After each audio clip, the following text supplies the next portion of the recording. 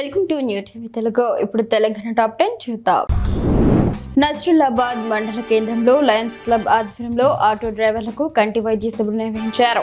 Road ప్రమాదాల నివారణకు తగు చర్యలు తీసుకుంటున్నామని ఎస్ఏ రాఘవేంద్ర తెలిపారు.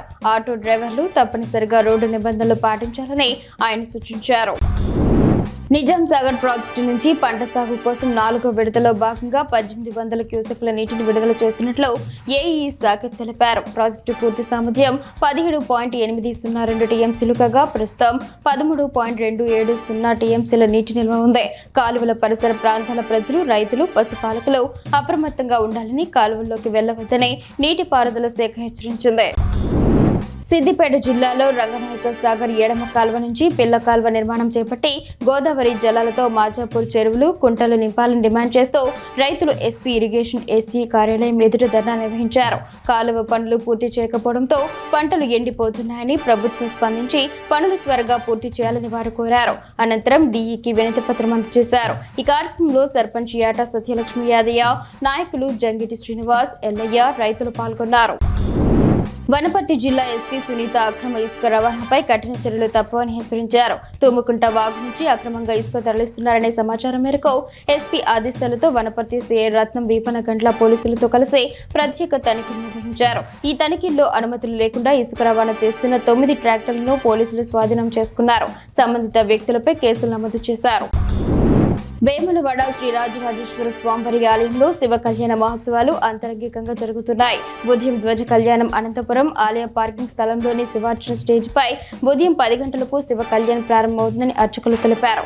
ఇప్పటికే కళ్యాణ మండపం ప్రత్యేక పుష్పాలతో అలంకరించబడింది. అధిక సంఖ్యలో భక్తులు ఈ వేడుకను తిలకించడానికి తరలివస్తున్నారు. కాగజ్ నగర్ పట్టణంలో శ్రీ లక్ష్మీ వెంకటేశ్వర స్వామి ఆలయ నిర్మాణానికి భూమి పూజ జరిగింది. భీమవరంకు చెందిన పరమహంస పరివ్రాజకాచార్యులు శ్రీ శ్రీ శ్రీ త్రిదండి రామచంద్ర రామానుజ జీయర్ స్వామి పర్యవేక్షణలో వేద మంత్రాలతో పూజలు నిర్వహించి ఆలయ నిర్మాణానికి శ్రీకారం చుట్టారు. ఉమ్మడి ఆదిలాబాద్ ఎమ్మెల్యే డాక్టర్ పాల్వాయి హరీష్ బాబు, మార్కెట్ వ్యాపారులు, ప్రముఖులు, ఆలయ కమిటీ సభ్యులు, భక్తులు, మహిళలు పెద్ద సంఖ్యలో ఈ కార్యక్రమంలో పాల్గొన్నారు. వెంకటేశ్వర ఆలయ సేవా సమితి, శ్రీ భాష్యకార సేవా సమితి ఆధ్వర్యంలో ఈ కార్యక్రమం జరిగింది. ఈ నెల 10న ఆదిలాబాద్ ఏఆర్ హెడ్ క్వార్టర్ లో పోలీస్ శాఖ ఆధ్వర్యంలో మెగా జాబ్ మేళా జరగనుంది. వివిధ కంపెనీల ప్రతినిధులు హాజరవుతారని ఎస్పీ అఖిల్ మహాజన్ తెలిపారు. నిరుద్యోగ యువతి యువకులు ఈ అవకాశాన్ని సద్వినియోగం చేసుకోవాలని, అన్ని సర్టిఫికెట్లతో హాజరు కావాలని సూచించారు. ముఖ్యంగా ఆదివాసీ నిరుద్యోగులు ఉద్యోగాలు సంపాదించేలా ఆదివాసీ పెద్దలు కృషి చేయాలని ఆయన కోరారు. సంగారెడ్డి పట్టణంలో మహబూబ్ సాగర్ చెరువు కట్టపై ఉన్న కట్ట మైసమ్మ దేవాలయ ప్రతిమ వార్షికోత్సవం వైభవంగా జరిగింది. ఈ సందర్భంగా అర్చకులు అమ్మవారికి వేద మంత్రాలతో ప్రత్యేక అభిషేకాలు నిర్వహించారు. ఆలయంలో చంటి హోమం కూడా జరిగింది. ఈ వార్షికోత్సవానికి భక్తులు పెద్ద సంఖ్యలో తరలివచ్చి అమ్మవారిని దర్శించుకున్నారు.